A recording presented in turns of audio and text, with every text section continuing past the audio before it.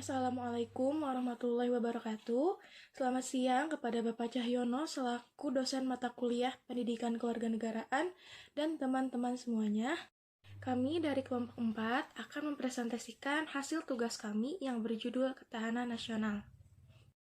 Sebelumnya, izinkan saya untuk memperkenalkan anggota dari kelompok 4. Yang pertama, ada saya sendiri, Mira Siti Nurjana dengan NPM 2050300005.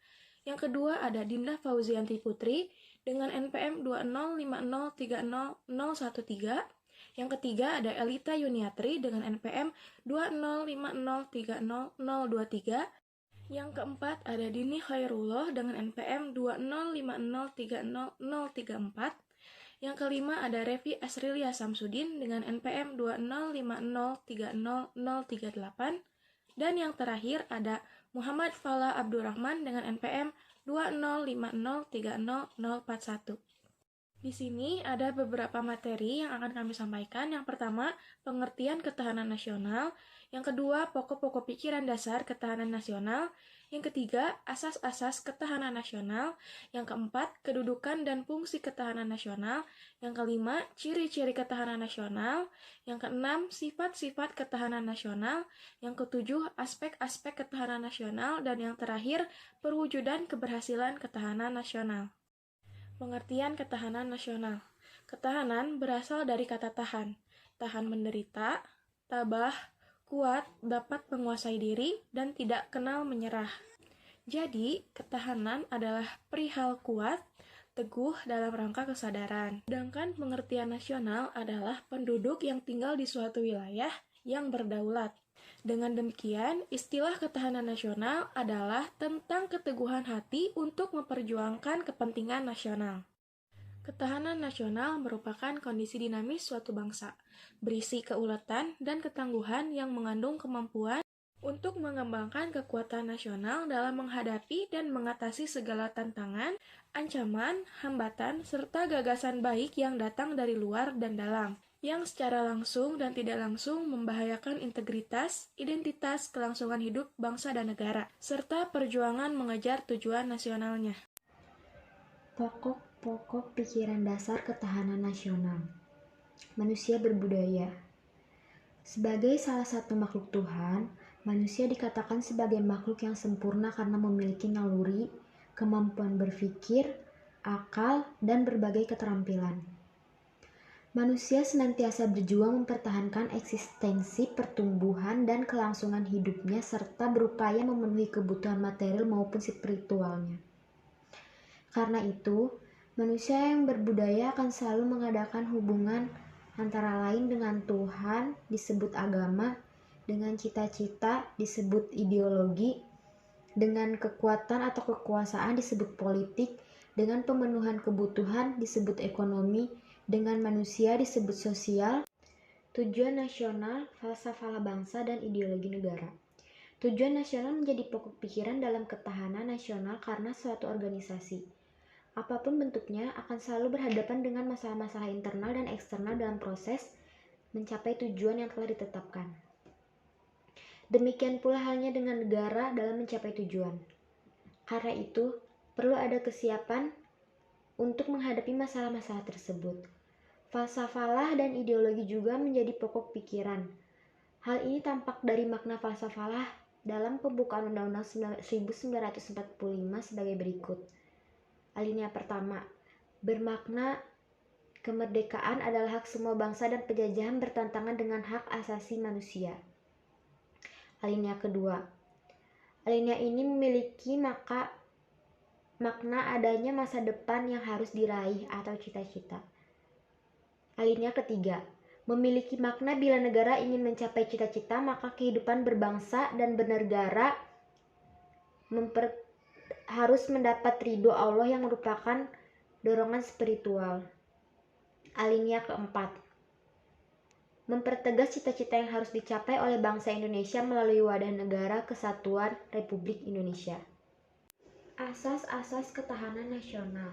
Asas kesejahteraan dan keamanan.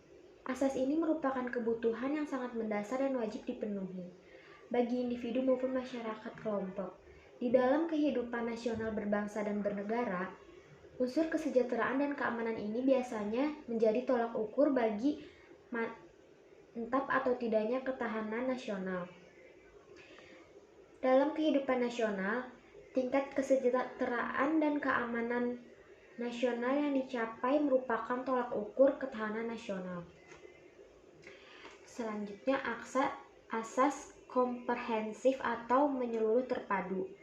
Sistem kehidupan nasional mencakup seluruh aspek kehidupan bangsa dalam bentuk perwujudan persatuan dan perpaduan yang seimbang, serasi, selaras, dan seimbang pada seluruh aspek kehidupan bermasyarakat, berbangsa dan bernegara. Ketahanan nasional mencakup ketahanan segenap aspek kehidupan bangsa secara utuh, menyeluruh, terpadu, dan komprehensif integral. Saya akan melanjutkan pembahasan materi mengenai asas-asas ketahanan nasional. Yang ketiga yaitu asas kekeluargaan. Asas ini bersikap keadilan, kebersamaan, kesamaan, gotong royong, tenggang rasa, dan tanggung jawab dalam kehidupan bermasyarakat, berbangsa, dan bernegara.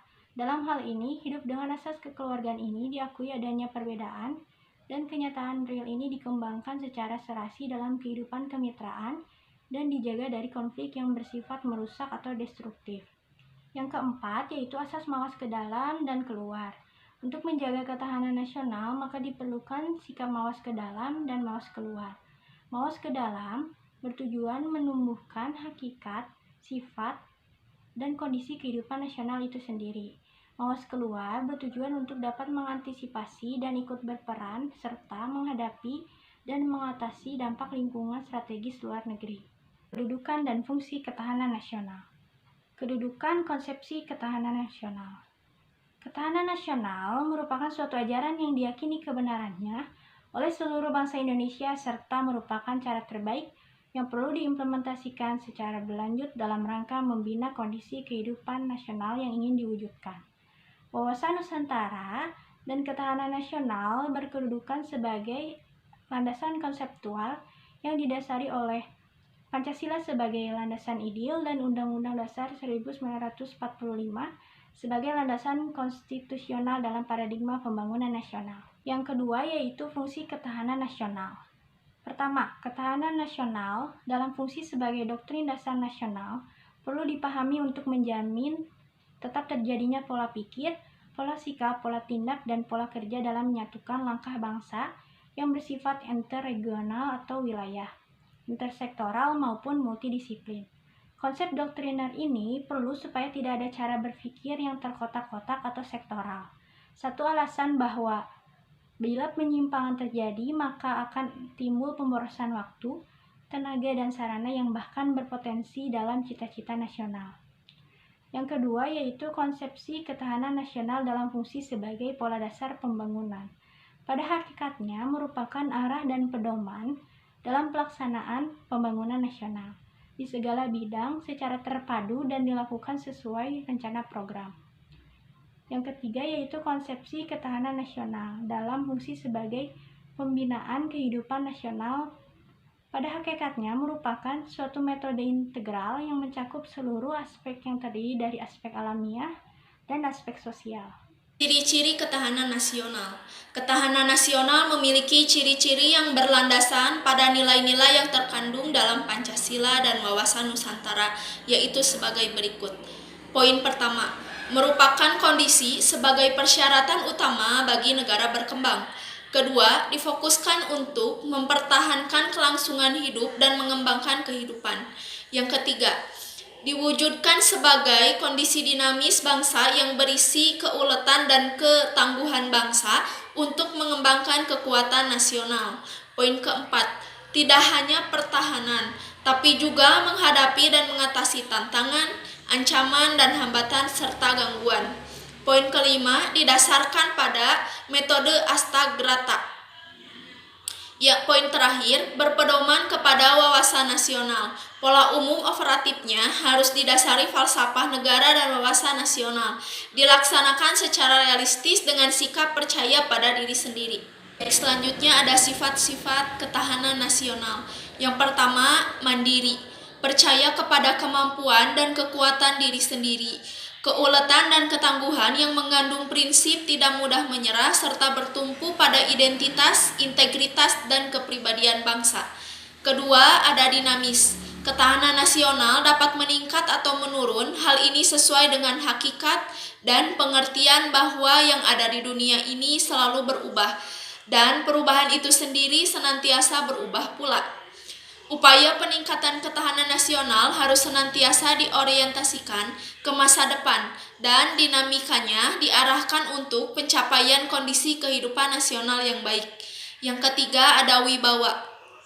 Keberhasilan pembinaan nasional secara berlanjut dan berkesinambungan untuk meningkatkan kemampuan dan kekuatan bangsa. Makin tinggi ketahanan nasional Indonesia, berarti makin tinggi daya tangkap yang dimiliki bangsa dan negara Indonesia. Dan yang terakhir ada konsultasi dan kerjasama. Konsultasi dan kerjasama berarti tidak mengutamakan sifat konfrontatif dan antagonis, tidak mengandalkan kekuasaan dan kekuatan fisik semata, tetapi lebih bersikap konsultatif dan kerjasama serta saling menghargai dan mengandalkan pada kekuatan moral dan kepribadian bangsa. Di sini saya akan memaparkan materi mengenai aspek-aspek ketahanan nasional.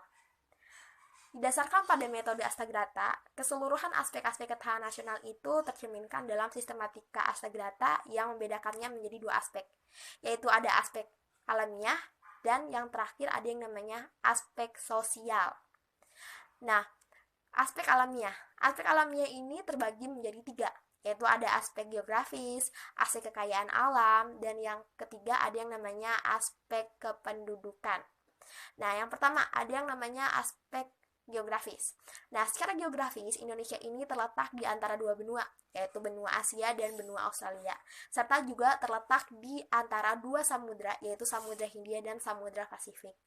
Nah, dengan letak geografis yang demikian, maka Indonesia ini terletak di posisinya sangat strategis sekali dalam jalur perdagangan dunia, karena letaknya yang berada di posisi silang, di mana diapit oleh dua benua dan dua samudra.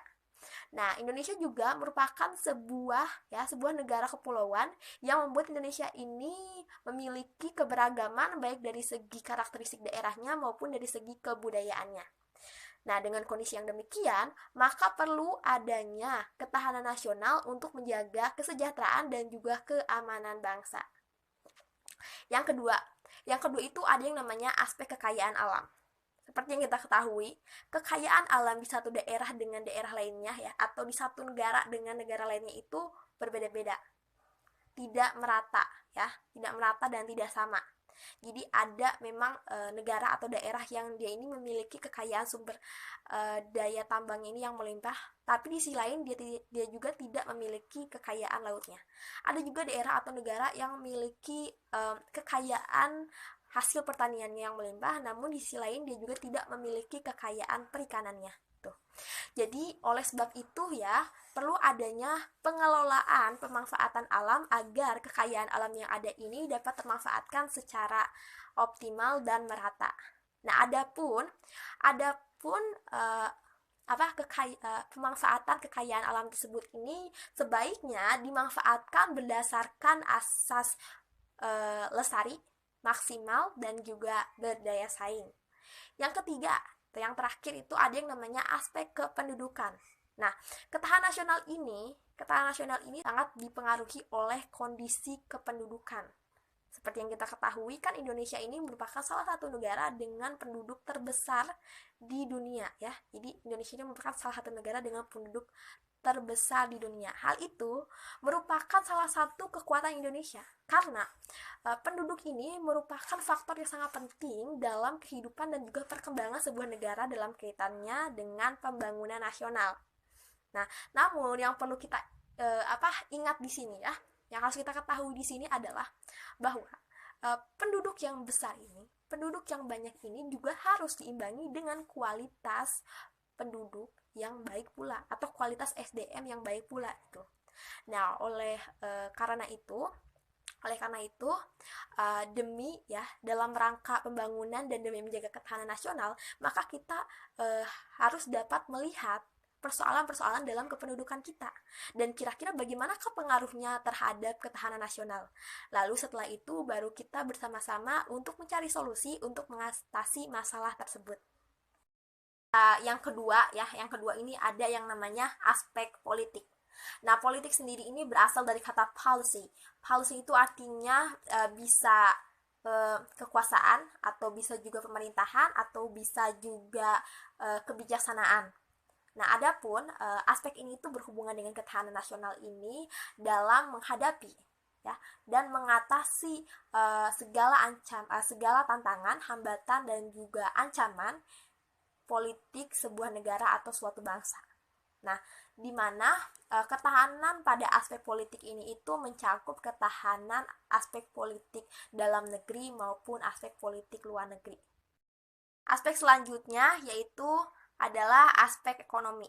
Perekonomian merupakan salah satu aspek yang berkaitan dengan pemenuhan kebutuhan masyarakat yang mencakup kegiatan produksi, distribusi, hingga konsumsi barang dan jasa.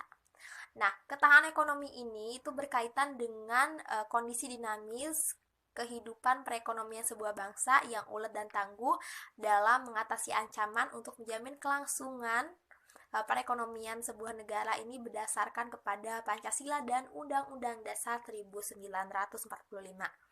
Nah, kemudian aspek yang keempat itu ada yang namanya aspek sosial budaya. Nah, aspek sosial sendiri ini itu mengacu pada masalah struktur sosial atau pola hubungan sosial masyarakat yang ada di dalamnya. Atau kalau misalkan kita pertegas, ini merupakan suatu aspek yang berhubungan dengan interaksi manusia, interaksi manusia dalam kehidupannya dengan masyarakat lain gitu. Nah, sedangkan kalau misalkan kita berbicara tentang aspek budaya ini, itu mengacu kepada kebudayaan yang ada di dalam masyarakat yang bersangkutan.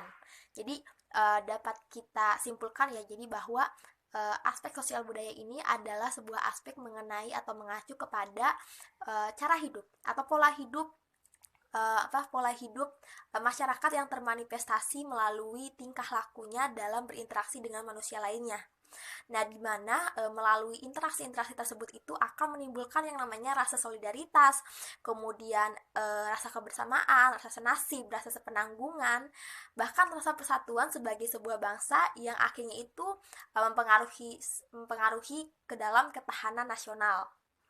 Nah, kemudian yang terakhir ini ada aspek pertahanan dan keamanan.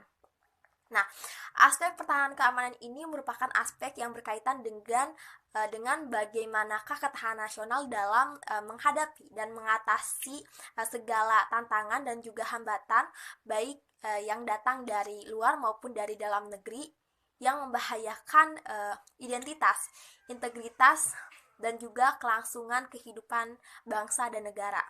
Nah, aspek ini itu merupakan upaya untuk seluruh rakyat Indonesia sebagai sistem pertahanan dan keamanan untuk senantiasa itu menyusun dan mengarahkan segala potensi yang dimilikinya untuk membela negara atau untuk mempertahankan negara, untuk menjaga keamanan, pertahanan dan keamanan negara. Jadi setiap warga negara ini, setiap rakyat Indonesia ini itu memiliki kewajiban yang sama atau hak yang sama untuk membela negaranya, untuk mempertahankan negaranya dari segala macam ancaman ancaman, kemudian gangguan dari negara lain. Yang selanjutnya adalah mewujudkan keberhasilan ketahanan nasional.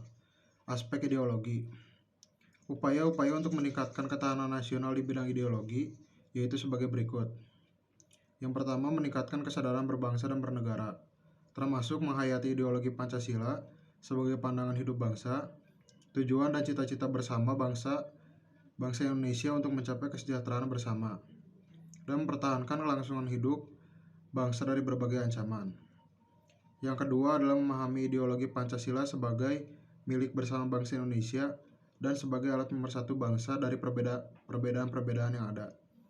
Yang ketiga adalah menanamkan kecintaan terhadap tanah air dengan berperan secara aktif dalam membangunkan bangsa dan negara. Yang keempat adalah meningkatkan kesadaran dan kepatuhan terhadap undang-undang yang berlaku. Dan yang terakhir adalah pembekalan mental spiritual di kalangan masyarakat agar dapat menangkal pengaruh-pengaruh asing yang tidak sesuai dengan norma-norma kehidupan bangsa. Aspek politik. Yang pertama adalah sistem pemerintah yang berdasarkan hukum. Yang kedua, mekanisme politik yang memungkinkan adanya perbedaan pendapat. Dan yang ketiga adalah kepemimpinan nasional yang mengaspirasi yang hidup dalam masyarakat. Ketahanan pada aspek politik di luar negeri yaitu hubungan luar negeri ditunjukkan untuk meningkatkan kerjasama internasional di berbagai bidang dalam rangka meningkatkan persahabatan dan kerjasama antar negara. Yang selanjutnya adalah peningkatan kualitas sumber daya manusia perlu dilaksanakan dengan sistem pendidikan, pelatihan, dan penyuluhan. Aspek ekonomi. Yang pertama, aspek ekonomi. Sistem ekonomi Indonesia diarahkan untuk dapat mewujudkan kemakmuran dan kesejahteraan yang adil dan merata di seluruh wilayah Nusantara melalui ekonomi kerakyatan. Yang kedua adalah ekonomi kerakyatan harus menghindari sistem free fight, liberasi, etatisme, dan monopoli ekonomi. Yang ketiga, pembangunan ekonomi merupakan usaha bersama atas asas kekeluargaan. Yang keempat adalah pemerataan pembangunan dan pemanfaatan hasilnya, dan memperhatikan keseimbangan dan keserasian pembangunan antara wilayah dan antar sektor. Aspek sosial budaya. Untuk mewujudkan keberhasilan ketahanan sosial budaya warga Indonesia, perlu kehidupan sosial budaya bangsa dan masyarakat yang beriman dan bertakwa kepada Tuhan Yang Maha Esa, rukun, bersatu, cinta tanah air, maju, dan sejahtera dalam hidup yang serba selaras, serasi dan seimbang, serta mampu menangkal penetrasi budaya asing yang tidak sesuai dengan kebudayaan nasional. Aspek keamanan dan pertahanan. Sedangkan untuk mewujudkan keberhasilan aspek keamanan dan pertahanan terhadap ketahanan nasional sebagai warga Indonesia, perlu memiliki semangat perjuangan bangsa dalam bentuk perjuangan non-fisik yang berupa keuletan dan ketangguhan yang tidak mengenal menyerah, yang mengandung kemampuan mengembangkan kekuatan nasional dalam rangka menghadapi segala ancaman, gangguan, hambatan, dan tantangan baik datang dari luar maupun datang dari dalam, untuk menjamin identitas, integritas, kelangsungan hidup bangsa dan negara, serta perjuangan mencapai tujuan nasional. Sadar dan peduli terhadap pengaruh-pengaruh yang timbul pada aspek ideologi, politik, ekonomi, sosial, budaya, serta pertahanan dan keamanan. Terakhir, di sini saya akan menyampaikan kesimpulan dari materi kami. Negara Indonesia adalah negara yang solid, terdiri dari berbagai suku bangsa, serta banyaknya pulau-pulau dan lautnya yang luas. Untuk mempertahankan negara dan bangsa kita dari gangguan bangsa atau negara lain, maka kita harus memperkuat ketahanan nasional kita. Ketahanan nasional adalah cara yang paling ampuh karena mencakup banyak landasan, seperti Pancasila sebagai landasan ideal, Undang-Undang Dasar 1945 sebagai landasan konstitusional, dan wawasan Nusantara sebagai landasan konseptual. Setiap warga negara mempunyai kewajiban untuk menjaga serta mempertahankan persatuan dan kesatuan nasional Republik Indonesia, baik itu aspek ideologi, politik, ekonomi, sosial, dan budaya, serta keamanan dan pertahanan. Bentuk pertahanan nasional tidak hanya berupa perlawanan senjata atau kekuatan fisik. Pertahanan nasional juga bisa dilakukan melalui pelestarian budaya kita, mencintai produk-produk dalam negeri, dan mendidik generasi muda. Sekian presentasi dari kelompok 4. Mohon maaf jika masih ada kekurangan dan kesalahan dari presentasi kami pada hari ini. Terima kasih. Wassalamualaikum warahmatullahi wabarakatuh.